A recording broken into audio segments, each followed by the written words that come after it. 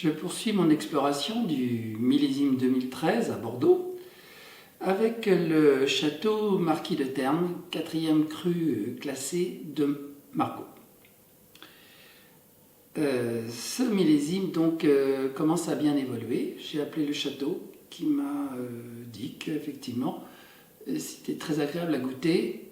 Eh bien nous allons voir ça. Le château Marquis de Termes, c'est une quarantaine d'hectares, ce qui n'est pas une surface très importante par rapport au Médoc en général, où on trouve facilement des propriétés oscillant entre 80 et 100 hectares. Le vignoble se divise entre 4 parcelles, à la fois sur les communes de Margaux, bien sûr, et de Cantenac. L'encépagement est relativement classique, avec 60% de Cabernet Sauvignon, 33% de Merlot et 7% de petits verres d'eau. Il s'agit bien sûr de la manière dont est structurée les parcelles.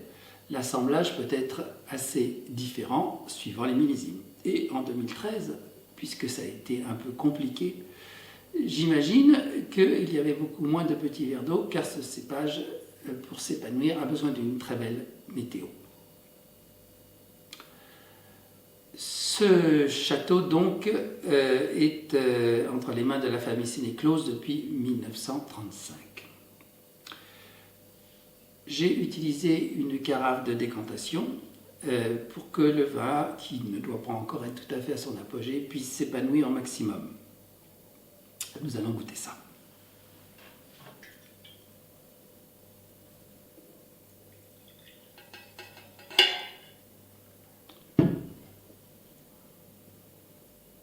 Nez intense, comme vous le voyez, la robe commence à se tuiler. Donc le vin est proche de son apogée. La couleur est soutenue pour un millésime quand même intermédiaire.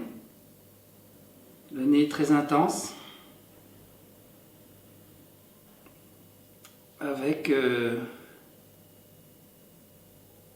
des notes qui oscillent entre le kirsch et des notes boisées, assez fines. On sent que les barriques ont été de bonne qualité. Des notes aussi beaucoup plus légères, florales, presque un peu mentholées.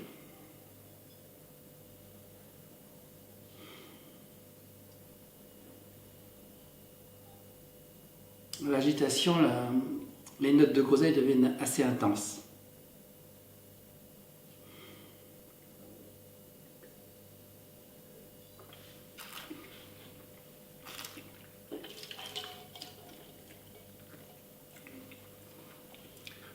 Le vin a une bonne structure, avec une concentration très satisfaisante pour un millésime qui n'est quand même pas inoubliable.